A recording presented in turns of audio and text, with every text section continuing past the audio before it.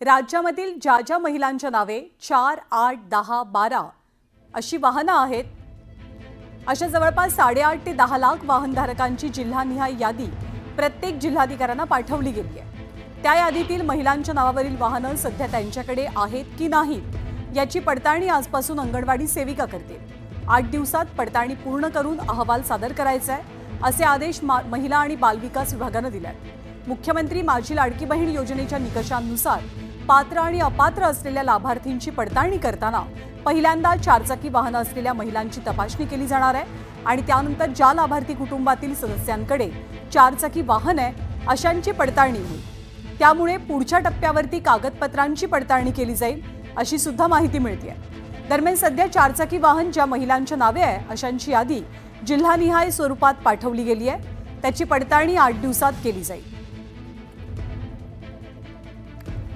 हळूहळू बरेच लाडक्या बहिणी त्या योजनेतून गाळल्या जातील। सरकारच्या तिजोरीत पैसे नाही आहेत, निवडणुका संपलेल्या आहेत, बहिणींनी मतं दिलेली आहेत, 1500 रुपये 3 महिन्याचे त्यांना पोचलेले आहेत, पण आता पैसे नाही आहेत। त्याच्यामुळे जेवढं त्यांना हे ओझं कमी करता येईल तेवढं ते करतील। नीती आयोगापासून अनेक वित्तीय संस्थांनी ह्या योजनेवरती आपलं एकदम कठोर भाष्य व्यक्त केलं। माझी लाडकी बहीण योजना याच्यामध्ये लाभार्थ्यांमध्ये घट कशामुळे झालेली आहे, थोडीफार जी घट झालेली आहे कशामुळे झालेली आहे की त्याच्यामध्ये नियम आहे की 65 वर्षावरचं व्यक्ती चालणार नाही, 4 व्हीलर असलेली व्यक्ती चालणार नाही आणि अनावधानाने किंवा नजरचुकीने ह्या जर महिला भगिनी त्याच्यामध्ये आल्या असतील तर त्या कमी झालेल्या आहेत। जाणीवपूर्वक मुख्यमंत्री माझी लाडकी बहीण योजना थांबवण्याचा कुठेही हेतू नाही, ती आहे तशीच चालू राहणार आहे। आणि मुख्यमंत्री लाडकी बहीण योजनेसंदर्भात राज्य सरकारने नवे निकष अंमलात आणल्यामुळे राज्यातील लाखो बहिणींवरती अपात्रतेची टांगती तलवार आहे। या योजनेविषयी राज्याचे शिक्षण मंत्री दादा भुसेंनी वक्तव्य केलं। लाडकी बहीण योजना बंद झालेली नाही, यात नवीन कोणतीही तरतूदही झालेली नाहीये। जे जुने नियम आहेत तेच नियम कायम आहेत, असं वक्तव्य दादा भुसेंनी केलंय। त्याच्यामध्ये नवीन कुठलीही तरतूद केलेली नाही, जे जुने नियम होते तेच नियम आहेत। त्या काळामध्ये ती नवीन योजनाच नवीन स्पॉन्सर्ड झाली, तर त्या काळामध्ये जे जे अर्ज आले होते, होऊ शकते की कमी वेळेमध्ये अर्ज पडताळणी करताना आणि आता जे लाभार्थी आहेत ते नियम बघितल्याच्या नंतर त्यांना जेव्हा कळतं आहे की आपल्याकडनं चूक झाली, ते स्वतःहून विड्रॉल होत आहेत। त्याच्यातनं कोणताही त्या निकषांमध्ये पात्र ठरलेला एकही लाभार्थी त्या योजनेपासून वंचित राहणार नाही। हिंगोली जिल्ह्यामध्ये लाडकी बहीण योजनेतनं 8 महिलांनी आपले अर्ज मागे घेतलेत, पण या 8 अर्जांपैकी 4 अर्ज हे पुरुषांनी भरले होते असं आता समोर येत आहे। या 4 पुरुषांनी लाडकी बहीण योजनेचे 6 हप्ते सुद्धा घेतलेत। योजनेच्या सुरुवातीच्या काळामध्ये महिलांचे फोटो अर्जावरती लावून लाडकी बहीण योजनेचे फॉर्म भरले गेले अशी माहिती महिला आणि बालविकास अधिकाऱ्यांनी दिली आहे। लाडकी बहीण योजनेत आता पडताळणी सुरू झाल्यावरती या पुरुषांनी आपले अर्ज मागे घेतले असावेत। या 4ही पुरुषांकडनं ही रक्कम वसूल केली जाईल अशी माहिती जिल्हा महिला आणि बालविकास अधिकारी राजेश मगर यांच्या वतीने दिली गेली आहे।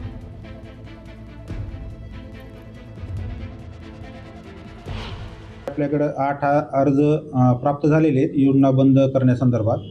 त्यामध्ये 4 महिलांचे अर्ज आहेत आणि 4 पुरुषांनी आपली योजना रद्द करण्यात यावी असे अर्ज प्राप्त झालेले आहेत। तर ते 4 पुरुष जे आहेत ते औंढा तालुक्यातील आहेत। हे जे 4 पुरुष आहेत त्यांनी जे अर्ज भरण्यात आलेले होते तर त्यांच्यावर पुढचे आता त्यांना पत्र देऊन तसे शासन जे काय हप्ते जमा झालेले आहेत, 6 हप्ते त्यांच्या खात्यावर जमा झालेले आहेत, तर ते परत करण्याबाबत ते आपण पत्रव्यवहार त्यांना करत आहोत। आणि राज्यातल्या गोरगरीब जनतेसाठी सुरू झालेली शिवभोजन थाळी निधी अभावी बंद करण्याचा शासनाचा विचार असल्याचं विरोधकांनी म्हटलेलं आहे। योजना बंद झाली तर राज्यातील गरीब, मजूर, विद्यार्थी, अपंग, भटकंती करणारे, रोजंदारी कामगार या गरजू जनतेला मिळणारं भोजन बंद होणार असल्यामुळे चिंता सुद्धा व्यक्त होते। त्यामुळे शिवभोजन घेणाऱ्या लाभार्थ्यांनी शिवभोजन थाळी बंद करू नका, गरिबांची अडचण होईल अशी विनंती केली आहे। याचा आढावा घेतला आमचे प्रतिनिधी सिद्धार्थ गोदाम यांनी। उद्धव ठाकरे मुख्यमंत्री असताना गोरगरिबांसाठी शिवभोजन सुरू केलं। आणि केवळ 10 रुपयामध्ये चांगलं जेवण गोरगरिबांना मिळेल अशी ती योजना होती. आता ही योजना बंद करतं की काय सरकार, अशा पद्धतीचं वातावरण निर्माण झालेलं. त्यामुळं विरोधकांनी सुद्धा आता शिवभोजन सुरू ठेवावं अशी मागणी केलेली आहे. कारण 10 रुपयामध्ये अगदी जेवण भेटतं, 10 रुपयामध्ये चांगलं जेवण भेटतं आणि गोरगरीब मोलमजूर ही लोक येऊन या ठिकाणी या जेवणाचा लाभ घेत असतात आणि बऱ्यापैकी एका जेवणाची सोय शिवभोजनमुळं झालेली आहे. आपण बघतोय रिक्षावाले असतील किंवा मोलमजूर करणारे असतील किंवा एक मिनिट भाई आपण बघतोय यांनी आता 10 रुपयामध्ये डब्बा नेलेला आहे. 10 रुपये में क्या क्या मिलता है? नहीं 10 रुपये में 2 रोटी चावल और सब्जी मिल जाती है यहाँ पे। अगर से समझो ये बंद हो गया तो कैसा प्रॉब्लम है? नहीं, बंद हुआ तो फिर बहुत दिक्कत आ जाएंगी, क्योंकि क्या है 10 रुपये में कहीं भी खाना नहीं मिलता। अगर अपन खाना खाने कहीं जाते हैं तो कम से कम 80 रुपये 150 रुपये लगते हैं।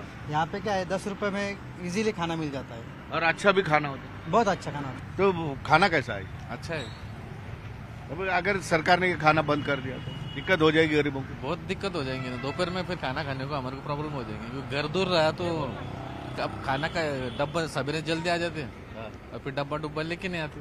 इसकी वजह से हमारे को हो जाता है होटल में जाएंगे 100-150 रुपये खर्चा, 200-300 रुपये 300-400 रुपये रोज कमाते तो 100-200 रुपये कहाँ से खर्चा करेंगे होटल तो पे. इसलिए 10 रुपये में अच्छा काम 10 रुपये में अच्छा है ना, और टेस्ट भी होटल से अच्छा है. कौन से लोग आते हैं आपके पास में खाना खाने? गरीब लोग खाना खाने के लिए आते मेरे पास में.